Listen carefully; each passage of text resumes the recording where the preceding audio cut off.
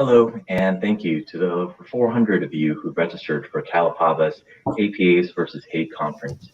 I'm Robin Jung, one of the directors of Cal-APABA, and I have the privilege of introducing our esteemed moderator and panelists today. But before I do that, I wanted to recognize our sponsors: Hanson Bridget LLP, Procopio, Squire Patton Boggs, Wilkie Farr and Gallagher LLP, Sathrina Perez, and donor Oric and our other individual donors. I also wanted to thank our 27 community co-sponsors for their support and allyship. The purpose of this conference is to inform, but also to inspire action. If you are willing to serve as a legal referral for victims of hate incidents or hate crimes, or if you're willing to donate or sponsor the conference, please email us at calapaba@gmail.com. All donations that we collect will go directly to Stop AAPI Hate and API Legal Outreach. Today, we'll be confronting the difficult racial issues related to anti-Asian hate, which are especially relevant in light of the shooting in Atlanta this week.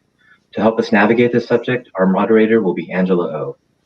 Angela is an attorney mediator and a founding member of NAPABA and the Multicultural Bar Alliance. In 1998, Angela was appointed to serve as President Bill Clinton's 7-member advisory board to his initiative on race. Our first panelist is Chris Kwok.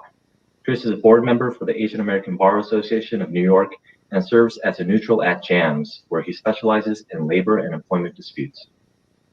Our next panelist is Duck Ta, a professional chef and the host of Cooking with Duck. A former prison lifer, he has since worked in the community, including with the Amity Foundation to assist newly released 3-strikers in finding jobs and housing, and helping to co-found the nonprofit API Rise, which seeks to empower API communities and individuals who have been impacted by the criminal justice system. Our third panelist is Marvin Wadlow Jr. Marvin is an actor, writer, and coach, and he's also the co-founder and co-host of the podcast entitled Table Setters, which offers honest and tough conversations on race and racism in America. Unfortunately, one of our other panelists, Professor Rika Houston, was unable to join us today. We do welcome audience questions, so please feel free to enter them in the chat box. And with that, I'll give the floor to Angela. Thank you so much to Cal-APABA and all of you who have co-sponsored this conference. Given what's happened in the last 48 hours out of Atlanta, Georgia, our plan in this conversation has shifted. We're going to go directly into the events that occurred. I'm going to ask each of the panelists to take a few minutes to share with us how they're processing what has occurred, and then we'll jump into inviting you, the audience, to provide some questions and thoughts that we can then process together. This is a safe container for different viewpoints to be shared. So please feel free to enter your questions and your thoughts, your ideas. We would ask that they be something that affirms our relations to one another. And if you know of other ways that conversations can be opened, you've got a tremendous resource in Table Setters. It's a faith-based initiative, and I'm going to turn to Marvin first. Marvin, can you share with us what you've been doing in processing the news of the day? Well, first, thank you for having me and inviting me. Appreciate it. It's been pretty tough because not the first attack, but the recent attack, I guess a week and a half, 2 weeks ago now in San Francisco. I know the area. I grew up in San Jose, but all around the Bay Area. So I was just dismayed and just frustrated. At 62 years old, the time that I grew up there, we were a melting pot, and of course with gentrification and things like that, it's less. The second thing that came to me were my children, because they are Black API, Pacific Islanders, Samoan to be specific. And some, I notice people see them and go, "Oh, are you Asian?" Be it my youngest son, who has more features. And so I called them, as I've called them many times, and said, "Hey, this is happening. It'll repeat. Be aware. Keep your head on a swivel." So it's personal for me in many, many ways. And this conversation's obviously personal for me, regardless of the background of my children. So, thanks, Marvin. How about you, Doug? Yeah, thank you for inviting me to be on this panel and having this conversation. It's been hard. It's been frustrating, waking up every day and reading about these new attacks that are happening on our API elders. And it makes me angry, if I'm being honest. A part of me feels helpless, but I know that's not true. I know that the community is organizing all over the country, and there are a lot of good people coming together and raising awareness that we can't misjudge and think ill of an entire ethnic group based on just a handful of sick people who are committing these heinous crimes. So as a community advocate, we're trying to figure out ways to build solidarity, have these difficult conversations with our African American brothers and sisters, and with ourselves. How do we combat this? Because we're not the enemies to one another. We have a greater common enemy, and that's systemic racism. And the more unified we are as a community, the better we'll be at tackling on these issues together. Thanks, Doug. How about you, Chris, on the East Coast? Yeah, I mean, so, we first saw sort of the social media and the reporting out of the Bay Area. And of course, everyone was shocked and angry. And then we sort of had the issue go national. And then we had some attacks in New York City that didn't result in a death. But bubbling below the surface was this sort of like, hey, it's a Black on Asian issue. Why aren't we talking about it sort of more explicitly? And it was something that, just as Doug has said before, we recognize there should be accountability for any attacks on Asians. I don't think anyone could disagree with if people suffer, injury or death, that there should be some type of accountability that's fair. But then with the shootings in Atlanta yesterday, I think that brings us to say, hey, you know what white people, structural racism, that needs to be part of every discussion when we talk about sort of Black and Asian conflict within this era. Thank you so much. I wanted to just mention something and catch your thoughts on this. The news out is that there is an unprecedented number of Asians going out and buying guns. And there has been circulating on some of the social media in the Asian American community a call to arms to protect our elders. How are you thinking about that? Doug? Yeah, so I'm formerly incarcerated, and I served 15 years in the CDCR prison complex in California. And prison is racially diverse. We run our politics, and the way they run their day-to-day lives is through racial divide and racial division. And anytime anything happens to one specific race, the number one solution is violence. You address that issue or that problem through violence, whether that's physical or an attack with a weapon. And then so to see that transcend out here years later, now that I'm home, because of the uptick in hate crimes, that there's this rise in buying weapons, that the need to arm yourself to protect yourself. I don't think that is the answer. I think it might somehow quail your fear momentarily, just knowing that maybe that will help. But in actuality, when you step back, more crimes happen with a gun inside the house, within the home and the family, rather than actually using that weapon to harm somebody else. So to see that continue out here, that is clearly not the answer. That is not the route that, as a community member, I want to see us take. Obviously, violence does not beget violence, and it's through conversations and through storytelling and through humanizing people that we can better understand one another, and that we learn to see each other as human beings. That just because the pigment of our skin it's different doesn't mean that we don't feel, we don't hurt, we don't feel joy, you know. So yeah. Thank you. Yeah. But, you know, some of the analysis out there is it's not just about race, it's about class as well. The wealth disparity in this country is tremendous. Marvin, what have you kind of encountered? I know you think about this a lot in terms of poverty and the implications of the kind of wealth divide we're seeing in this country today. Well, it's certainly a big part of the systematic issue. It always has been. I mean, with the Constitution, literally starting there and 3/5, things like that. So precedent cases that build laws against, at that time, predominantly Black people, but I think those laws also served or gave a disservice to other minority communities. So it's a difficult thing when the very foundation of the country exists off systematic racism. And it's still, even though we're quote unquote not segregated, we are by financial institutions, banks, zip codes, et cetera.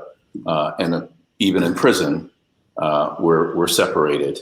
And so we never have a chance to engage or have conversations like this. So these conversations are very, very hard. There is a lot of angst. There's a lot of anger in the Black community in regards to wealth. And so I think that's bubbling as well in the issue we're having now inside of Asian and Black communities. And if we don't talk about it, it's gonna repeat. And here's another sticky aspect of this whole thing that we're all witnessing. So Chris, you know, within this socio-political construct called Asian America, the reality is that the majority of our population is first generation, and we are not one. We have, in fact, very deep histories of division back in our lineage. And so right now what we're facing is a younger, progressive, Western educated and Western contextualized voice that is emergent. And then you have the majority population, which is not understanding very much. I'd love to hear some of your thoughts on how you're processing. We've had some conversation about defund the police. Yeah. You know, and that new generation has social media as a platform to get on and sort of speak very loudly, and I'm very proud of them and their activism. But I think the attitude in which they are calling upon their parents and their loved ones to reform, that bothered me. That attitude when it's like, we need to talk, sit down, I need to tell you about how you're completely deeply racist and how there's anti-Blackness and there, all of which we need to reach and have those conversations. I agree. But I think the context in which those conversations should take place within your family, with your loved ones, is a long-term relationship out of love and respect for where they're coming from. They're coming from, and they grew up, if they were immigrants, from a totally different world in which you growing up here cannot know. And you would have to spend a whole lifetime. And if you're related to them, you have a whole lifetime to do that in a sensitive way, in a loving way, in a respectful way, to know that you grew up in a completely different world in their home. And that conversation doesn't happen by just having one confrontation at a dinner table. It happens over years through love and knowing when the right points for those conversations are to be had. We had a really nice, thank you so much for that. It's like the bottom line is there are no shortcuts when it comes to trying to build relationships. You cannot go to, you know, one dinner that the whole city is having. Let's say in LA, we had this 100 hosts open their homes for dinner. I think Duck, you actually was chefing at one or attended one. And you get 3 hours, sit down, break bread, and you're supposed to go deep around race and build a relationship. I don't know, maybe you did build relationships out of that dinner, but it doesn't seem like. I mean, the thought was admirable, right? The concept of wanting to talk about racism at a dinner table over food, which I love, you know, to break bread and build community over a meal. But, you know, just to have 3 to 4 hours, you're barely scratching that surface. a conversation on race and how that has affected our cities. There should have been like follow-up dinners, and I think a prolonged version of that would have been much more meaningful and much more enriching, as opposed to just saying, hey, we're just going to gather for 3-4 hours and have dinner and talk about race. And it's just almost impossible to do. Yep. And so the bottom line is there are no shortcuts. You have to have relationships with people, and you have to be able to go through some difficult parts of building that relationship. But we have a nice inquiry here. If you saw the mayor's press conference in Atlanta yesterday, what's your response to the local public officials saying that it's, quote, premature to say the shootings were motivated by race? I guess, Chris, why don't you go ahead and jump in on that one? Yeah, in a legal way, in a legal sense, that's the right approach. And that's the approach what the Cherokee Sheriff's Department should have had before it quoted the killer to say, oh, he told us it was not about race. So he should have listened to the mayor and not prematurely make an assertion that it was not about race. And so I totally agree. But aside from that legal analysis, which the law enforcement has to make, I think as Asian Americans, we know it was all about race.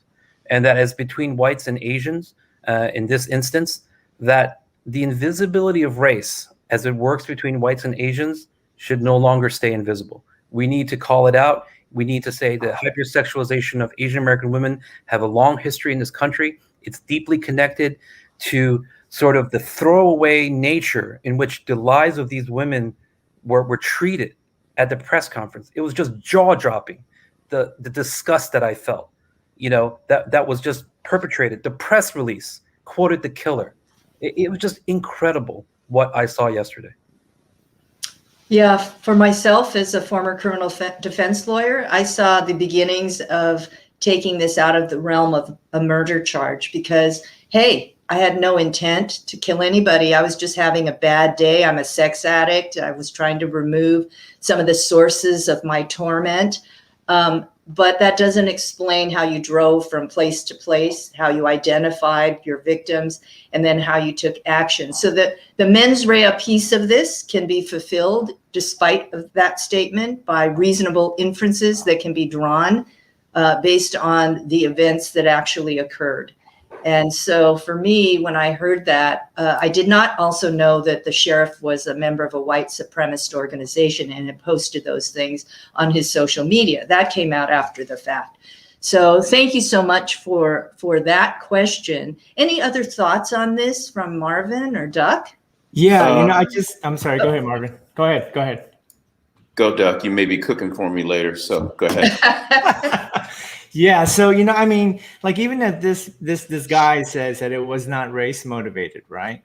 And even if he really believes that it was his sex addiction, you cannot disconnect the crime, right, from race because of the stigma that society has attached to these women who work in these spas, and Asian women have. Oh no, you're freezing. Existed in. I'm sorry. I think I froze there. You froze out. Asian women have what? have always lived in this intersection of misogyny and racism in this country, and this stigma or this stereotype that Asian women who work in these massage spas are seeing. And no one's addressing that. No one's saying that these are immigrants who come to this country for a better life and who had to work in these hard, laborious jobs 3 months on end just to get their lives on track, to give themselves and their family a better life. But yet we focus on it being a massage parlor, Marvin. Yeah. Marvin, well, what are your thoughts? Several things. As a writer, you're always kind of trying to control the narrative for the audience, right? So one, it shows the lack of leadership of color inside of their organization, because no one of color would have said, oh yeah, go ahead, quote the murderer. It's ridiculous. I mean, it's just ridiculous. So that's one thing. Two, I think it was inferred that the sheriff is part of a white supremacist group. So that's probably a problem in dealing with this, just slightly. So there's background issues of all, officers across the nation that obviously are wrong. And then 3, you taint the pool. I'm not a lawyer. We have several lawyers, I think, was in our midst, but you just tainted the pool of, oh, it was just an accident. He's having a bad day. He was trying to get help. Again, we also think back, at least myself as an African American, crack was a crime and cocaine is an addiction.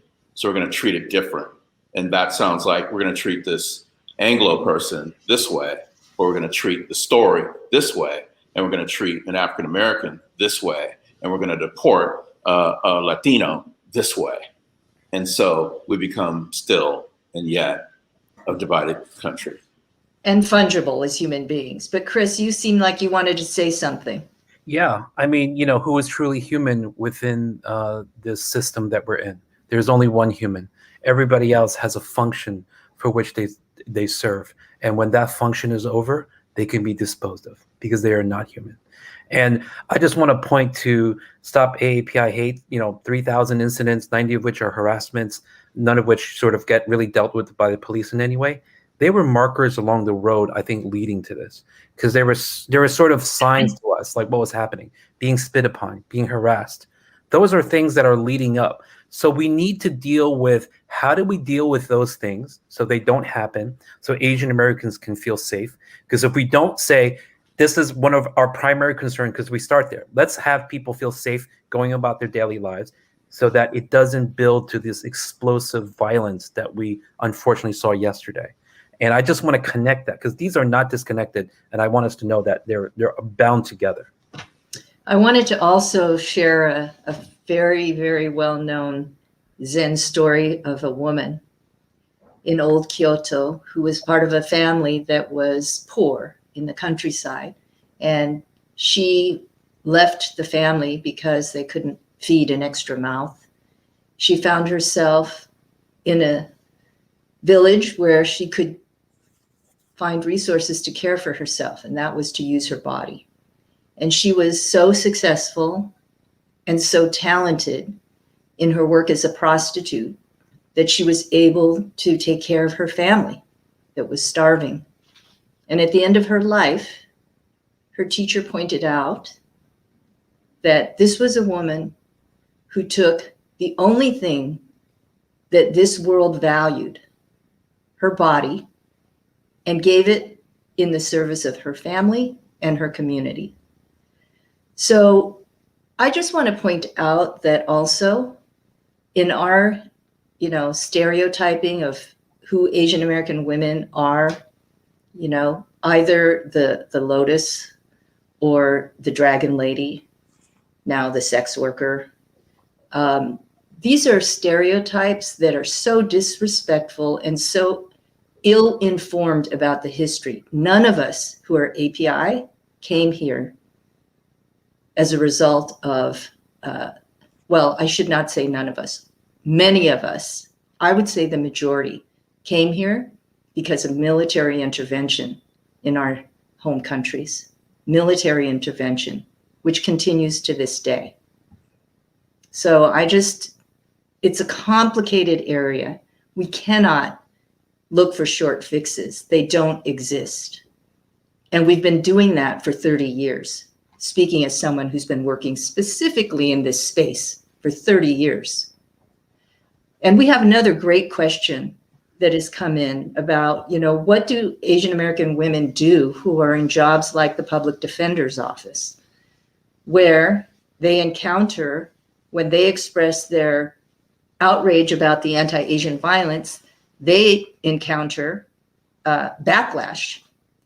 What is the advice for a professional who wants to do her job, is committed to the principle of justice in the criminal justice system as best as it can be achieved as a public defender, which it means you're working with indigent clients?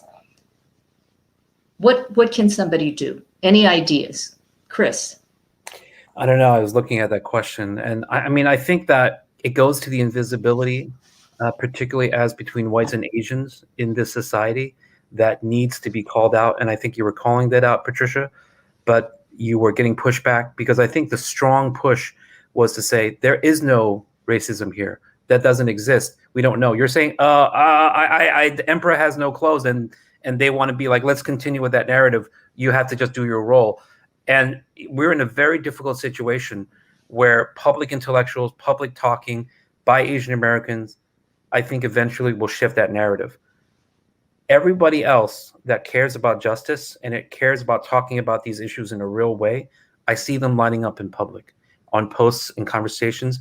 I do think this is a decisive moment in our country coming off of BLM. I think what is happening now is it should be and is connected to BLM. There are different manifestations of the same fight. We need to call that out. There's enough justice for everyone. You're in a completely difficult spot. But I think the fight is like bigger, structural. We need to call attention to that. We need to call the truth to it because I think that provides the overhang for the position that you're taking to say this is a deeply sexist, racist thing, and we need to talk about it. Yeah. Right. Marvin, you wanted to say something? Yeah, I think this is where our two communities, Asian, African American, can really benefit from historical experience, right? We don't have to go back that far, but I'll take it back a step or two. Pre-Emancipation Proclamation, Frederick Douglass has, I'll paraphrase it, but it's a great quote. Power relinquishes nothing without a struggle. That's part of the quote. The other part is either the change comes by moral compass or by physical compass. And we don't have to go far back to see the moral standard, let's call it Colin Kaepernick, who risked his employment to take a knee he had been taking for quite a while until someone noticed. And that little incident, which got him unemployed, later got a contract from Nike because Nike I'm sure there was a board meeting that said, we got to stand with him. And so he got a contract, and that's fine. It's a capitalistic society. But what it did, I think from that, we have Black Lives Matter. Of course, there was Ferguson, and here we are. I can tell you firsthand, having been to Ferguson, having been to other areas, spoken with some from Black Lives Matter, just one-on-one, and knowing the community or Black folks as I do, it is someone that's going to have to step out, take a risk, and like Frederick does, it comes by talking, or sometimes it comes by action, and sometimes, sadly, by death. We're seeing that right now. Right. And that's change in this country. It is one of those. I don't condone the death. It saddens me, but I know if we look at a historical background of this country, that's been the most change, the fastest change. The advice that I think I would share with you, Patricia, you're not the only one, so there needs to be some kind of container. I myself, Duck, Marvin, we've all participated in different iterations of bringing Black and API communities together. I'm sure Chris has done the same in New York. We have a solidarity network in LA. We have a healing circle of Black and API folk from very different walks of life. But you might want to consider a circle for public defenders who are API, not just women, but I think the men probably also need a space to process some of their experiences, being in the lockup, visiting the prison facilities, working with families who don't trust you because you might have the China virus. I mean, there are some strategies that you can deploy. And so I think this is something you should take up with the PD's Association to support this right now, especially given what's going on for APIs and around race in America. You could do a mixed healing circle later. There's a very specific kind of structure. Would be happy to share that with you. We have another comment here that has to do with 2 years ago being victimized by obvious hate based on identity. Don't know what jurisdiction you're in, but it's 2 years later and retroactive. Nobody's going to be picking up that case for prosecution. It's too late. Timeliness is important. This is why we urge people to report and be in touch with groups like Stop API Hate, and LA versus Hate here in Southern California is also active. The APCON group is also very active. There's lots going on. Also, here's another question. Many Asians and non-Asians seem to be against more policing as a path forward. Do you agree? And number two, if yes, how do you think we should balance less policing with more security for the vulnerable? I've been asked this question a lot. My answer is we want to demilitarize the police, but we don't want to defund police. So I'll toss it over to Chris because he and I have had this conversation. Go ahead, Chris. You can synthesize our thoughts. Yeah, I mean, I don't think we have to choose between the two. We want an equitable, sort of safe community and a righteous police force that's doing the right thing. And we want accountability and safety for our elders and for Asian American women and Asian Americans. No one disagrees with that. And there is a role for police, okay? But the role for the police is not the end-all be-all. And so I think that beyond, cases where people are suffering great physical injury or death, I think that there's a lot of space for restorative justice, for diversion programs, for conflict resolution, for those kind of ideas to work in tandem. We shouldn't feel that we have to choose between one or the other. And I think that Asian American groups that are pushing one thing and no policing, I don't think that's realistic. And we're going to lose our parents and our uncles as we discuss this if we believe that their needs are not important and that we should not address them. And they need to be addressed honestly. They need to be addressed in relationship. And that's what I say. Yeah, and Duck happens to be a member. Welcome back, Duck. He happens to be a member of a commission, a Measure J commission, that is looking exactly at the appropriate role for police. Duck, you might want to share a little bit of what you've learned. Yeah, it's been interesting that we even are at a place in our society where we can have a conversation of allocating city funding and to put towards programs that are geared towards alternative to incarceration, right? That we're even able to have this conversation. That was really amazing. And so, we have been coming together once a week talking about ways of how we can come up with a new type of program services that are geared towards providing services to lower income communities all over LA. How do we focus on at-risk youth, the youth population? How do we help people who are coming home from prison and incarceration? How are we dealing with mental health and homelessness? And so the city's trying, in great efforts to figure out a way to help battle all these issues that we're experiencing right now. So the fact that we're even Measure J even exists is a great leap forward in progress, I think. And I think the optics are incredible because the head of that commission is Blasian, right? She's part Korean and part African American. Right. It's a Herculean task to do, but I have faith in the city, so we'll see. Yeah, and people like you who put in their time. In San Jose, we have this person is saying that the Asian American community has a really different approach on this issue. The elders are calling for more police presence, while the younger generations are about raising more awareness. You can see on the screen below. And also for some of the Asian elders, there's an internalized racism. It's internal, meaning against Black and Brown, not quite internalized to our Asianness, but there's a racism that exists against Black and Brown people. So do the panelists have any suggestions on how you bridge these differences and move forward? I think, Chris, you kind of addressed it, but Marvin, how about you? Well, it's my hometown, so, but very different times that this gentleman, I think, talks about.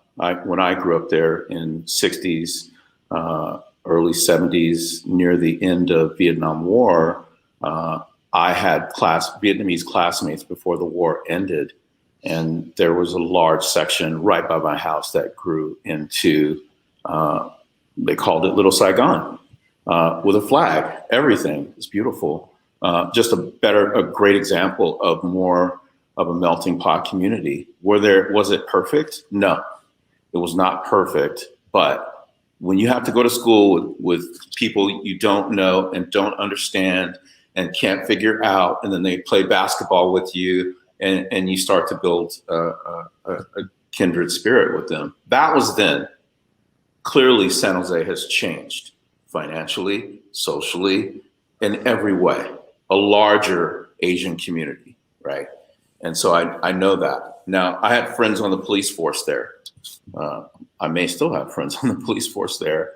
And San Jose did an interesting thing because there was a lot of home robberies between Asians in their own community. And San Jose did this amazing thing. They started hiring Vietnamese officers and training them and sending them into the community to have these conversations. So some of the older generation may be remembering that. But we're at a different phase now with police, and what we're hearing is defund the police, which I think personally is a bad name, personally. Obama confirmed that. He stands alone. I probably stand alone as well. But the optics for that, what people hear is get rid of the police, and that's not what we're saying, because we know Brother Duck is focused on how to allocate that money to specific areas that also attack the problem before it happens. And so with Brother Duck and other people, like in San Jose, if you can form that coalition, the circles that Angela was talking about, you can also step in there and have a seat at the table. It's very important because it's not the same San Jose that I grew up in. I know that. Thank you. How about you, Chris? Do you have anything more to add to what you already said? I mean, I want to come off of, the story about Colin Kaepernick. You know, his sort of like racial consciousness, I think, was matured when he came to the 49ers. And I think he studied with an African-American studies professor at Cal. And I want to reach back out to the 68, 69 strikers at San Francisco State and then at Cal Berkeley. And, that led to the establishment of ethnic studies, African-American, Latino, Asian American studies. Look where it led someone who was learning and listening and went to study with something. And in that era, Blacks, Latinos, Native people, Asian Americans were a big part of that. For the young people that are active now, don't forget that there was an activism. There was a time. They set a template that maybe we could use, that we could learn from, that we shouldn't forget existed. But I see many of you know it, many of you don't, particularly on the East Coast, speaking from the East Coast, and we shouldn't forget that moment because that moment was important, had tremendous effect on people, tremendous effect on the University of California system, Cal State. And look at what it did when someone with a platform uses that knowledge. And we have Jeremy Lin doing that a little bit with the platform he has. Asian Americans don't have that same platform in terms of sports or media, right? African Americans have done that for a long time with sports and media and to everyone's benefit. And so that was about Colin. But if I have another second, when we talk about anti-Blackness within Asian American communities, it's there, I admit it. But it's not the same thing as anti-Blackness within white communities, because in many ways, Asian Americans picked it up because of the pervasiveness of Western imperialism, as well as Hollywood. And so, although I admit that it's there, it's not the same thing. And, as far as I know, no Asian country ever had a colony or slaves, well, except for maybe Japan, and they had a colony, so we don't have the same history. So I think when we talk about anti-Blackness, talk about it, but it's not the equivalent within Western white supremacy. Yeah, Marvin, what? You've got something to say. Yeah, so in my community college track team had a Euro-Asian gentleman. His name is Jeff. We're like brothers. His mom was Japanese. His father served in the war. We all know that story. I ate. She cooked me meals all the time, like a fourth mother, third or fourth mother to me. I was over their house all the time. Jeff just confessed that his mother was deeply racist. And I was like, well, Jeff, like, I was over there all the time. She's like, oh, she loves you. I was like, well, why did she love me? She goes, well, you came over, you had conversations with her, you ate her food, even though it was small portions, and she would build up portions for you because you ate a lot. And she just thought you were great, but at large, especially when her son had a black girlfriend, it came out. I was like, well, I never saw that. So I was like, did I not go deep enough? Or did I even have the language back then? Or was I actually just enjoying the meal and the conversation about Japan, her husband, etc.? So, we do have the background of being together. We do. It's just, it is a little bit in the past, but that model is there. But those conversations have to start happening. As I read the case about the young girl being shot in the liquor store and the Korean grocer, I thought this is like a real cultural problem, right? That could have been averted with conversations about who each one of them were, as I'm sure this young lady came in that store several times, as I'm sure the woman saw her. But fear stops conversations. So I would say to the young generation, like, lead that and get rid of the fear, and you start breaking ground with conversations with African Americans. Let your older generation see that, like Jeff did with me, even though he knew at the time his mother was deeply racist towards Blacks. Come on over. I mean, for 3 years before I transferred to university. So it's possible. We got use a little bit of the old technique with the foundation there, and the newer generation is going to have to be brave enough to also build their own coalitions with African Americans. I'm going to ask for everybody to take a beat here, because I'd like to ring a bell 8 times for the 8 lives that were lost. Reset. We're going to finish up this conversation shortly. We'll end with Robin, but let's just take a minute here.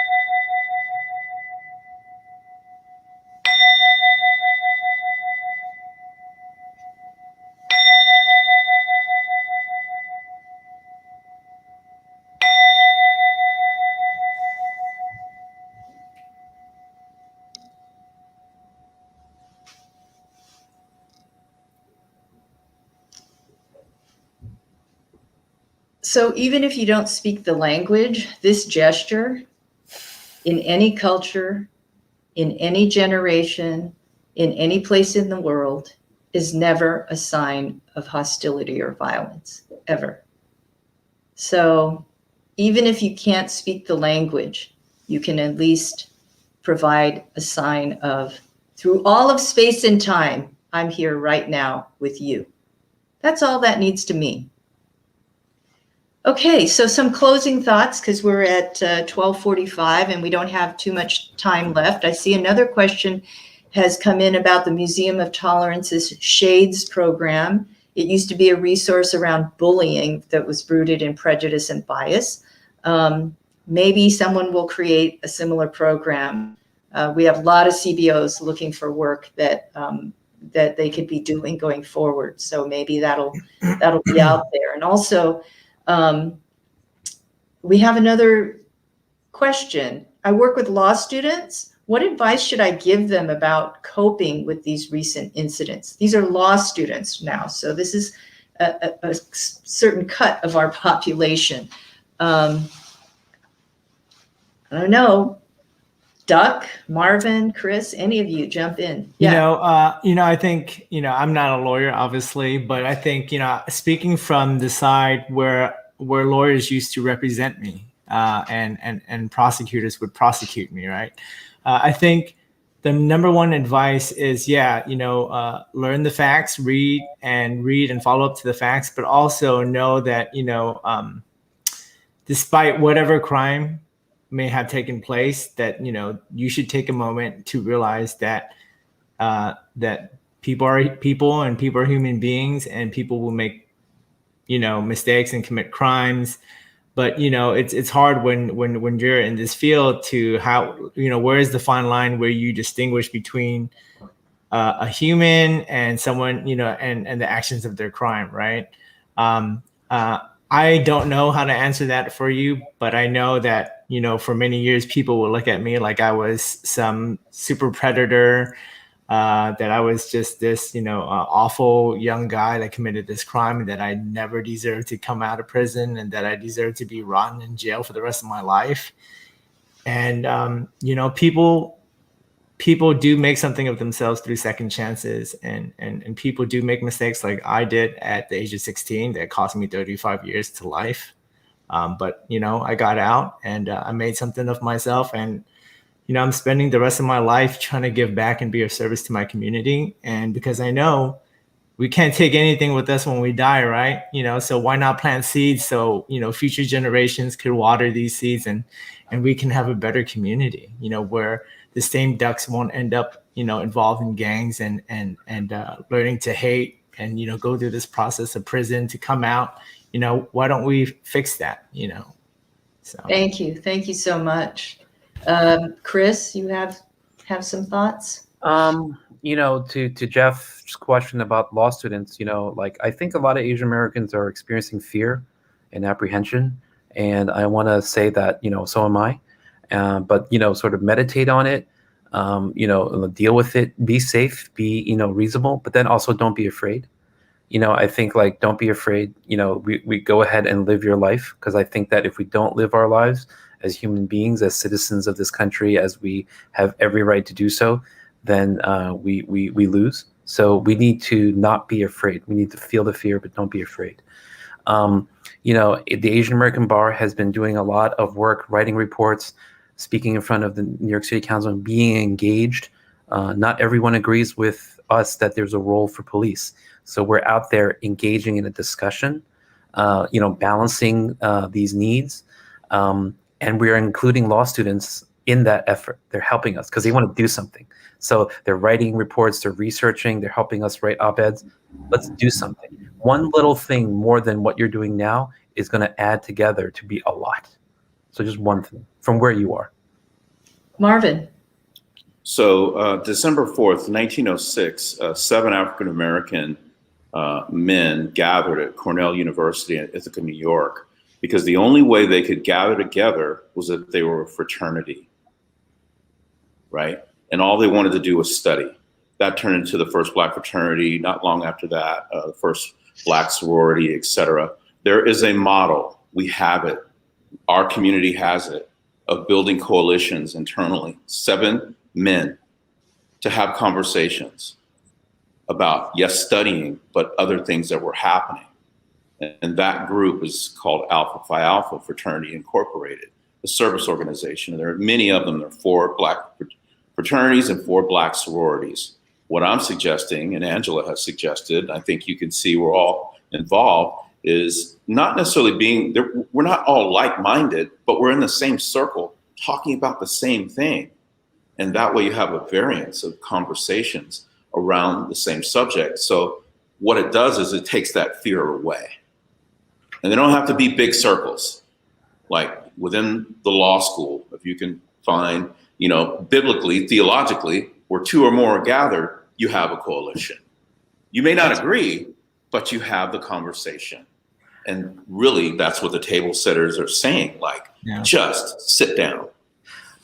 I have to tell the story. When I graduated law school, I was unemployed. I came back to New York. I fell into depression.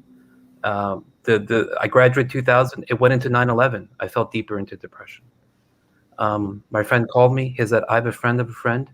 Just go talk to him. He's going to talk to you during his lunchtime. And I talked to that person, and it was an alpha. It was that network. And he said, I'm going to go through my Rolodex, and you stop me when something interests you. And literally, I just dragged myself. I couldn't even comb my hair. And he stopped at the EEOC, and I said, yes. And the other person was an alpha too. So when I was down, when I was depressed and I was out, the alphas gave me a chance. They treated me like a brother, even though I was not a brother. And so that's part of my history. Like, I remember that. I respect that. They saved my life. So yeah, limitless. Duck, I love you to share the story of the blind guy in prison that you were helping. That was such a great story.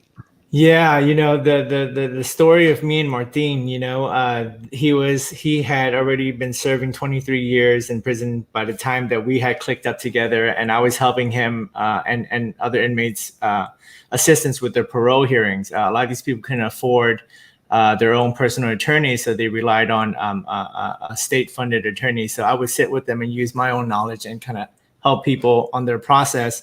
And so Martin and me clicked up, and we started meeting on a regular basis. I introduced him to a first little tiny rabbit in prison. And so he was able to touch that and feel the softness of a little bunny for the first time. So we connected through that. And it wasn't until months later that he told me, he goes, hey, I had to tell you something, Duck. He goes, I hope you don't get angry with me, but I feel like I owe you this honesty. I'm like, yeah, sure. Nothing you can say, I'm sure, is going to upset me. He goes, when we first sat down and started connecting, I didn't like you. I hated you. I didn't have any reason to like you for you being an Asian. On top of that, you weren't my people. And he goes, but yet something happened in the process of just sitting down and just getting to know each other as human beings and talking to each other and learning about each other's history and upbringing and realizing we had so much more in common than we had uncommon.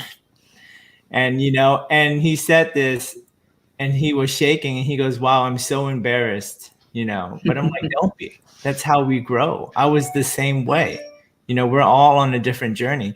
I grew up in a racist family. I know what systemic racism looks like. I went to prison where life was racially diverse, and there's no better healing, there's no better growth than coming together as a community and, cross-pollinating communities of different ethnics to have these true and difficult conversations through community building, through workshops with older generations of elders, so when they see a young Black man on their street, they don't think, oh my God, this person is going to rob me or steal something from me, but they're going to be amazed and happy that, wow, someone young is being actively involved in the community, and so I always tell people, humanize each other, sit down, have a conversation, learn to see each other as a brother and sister on a human level, because it's easy to get caught up in the hate because of social media and how the media pits us against one another, of how they phrase and word things out there,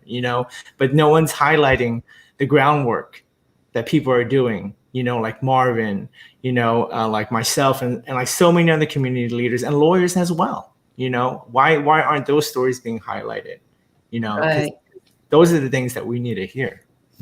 That's a perfect way. The time went so quickly. It's almost 1:00. I just want to share this as a former criminal defense lawyer also. I was in private practice. I don't know how exactly that happened, but it's where my life journey took me. And my mother and father used to really be critical because, first they never knew I applied to law school. And once I got in, they were kind of like delighted because they thought I was going to be a business lawyer or something. And my mother used to actually say, like, why are you doing that kind of work? It's so embarrassing. But, let me just say this, that what I realized in my practice, my friends who are PDs were much better lawyers, I think, in terms of the action in the courtroom. And but I had this luxury of doing what Duck said in my cases. I got paid in the end, what I realized, to humanize my client. The press hated them. The community hated them. The victims' families hated them. They hated themselves sometimes because, if you're drugged out, you don't really realize what you're doing in assisting in a homicide, right? But these were human beings with full stories and incredible stories in some cases, and talent that was going to go to waste.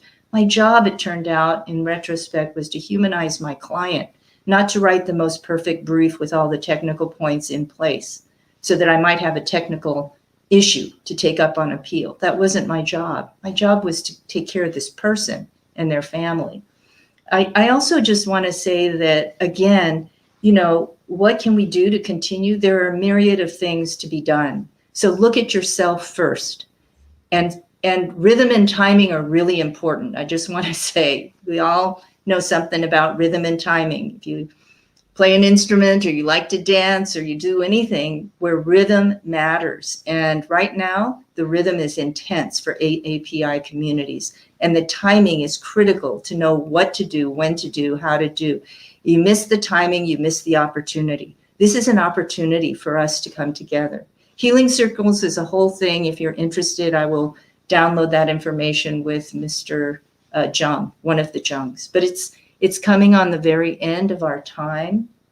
Really quick last thoughts, like literally 30 seconds from Duck, Chris, Marvin. Let's start with Duck. Just thank you for holding this space so we can all have this difficult conversation as a greater community from all parts of the country and world. And that we continue having these true and difficult conversations with ourselves, with our friends and our families, and to not stop talking about it, even when we feel that it's really something that's hard for us to do. But we need to step through that threshold through these conversations in order to heal and grow and move forward. Marvin? Yeah. First of all, this is great, and totally be willing to do more of these. This is fabulous. We are coming together. This is a circle. We can't see you all, but we hear your comments and questions, and they're heartfelt. I encourage you again. A little bit of a Malcolm X quote after he came from Mecca and he completely changed, which probably got him assassinated. But he said, the so-called Negro first needs to come together ourselves and figure out who we are in this country before we step out. And in this season of what looks like fear, it's not. It's an opportunity to come together in the Asian community and then step out as you invite others in. And I think that's what Malcolm did and was saying. And I can tell you that happens a lot in different iterations in the Black community constantly. So do Chris, that. Thank you. Thank you. A lot, just echoing, a lot of the work is internal before you go external. The ease and the availability of social platforms has a lot of people talking about things that they haven't done a lot of research about. So spend a lot of time going deep into our history. It's sort of like your cords that are below your desk. On the table, they seem really separate. You go behind the desk, it's a mess. They're all tied together. They're intertwined in a way. And you know what? All our histories are intertwined in a complex way. And sometimes the narrative tells us they're not intertwined. It's a lie. Just like the sheriff's department yesterday. Yeah, thank you so much, everybody. And I want to throw it back to Robin because I think he has the last word. Thank you, Angela. Thank you to our panelists and to Angela for sharing their thoughts, perspectives, and viewpoints today on these very difficult topics. I encourage you to tune in again next week at noon Pacific time on Thursday, March 25th, for our next panel entitled A Call to Action, where we'll discuss how you can get involved and act.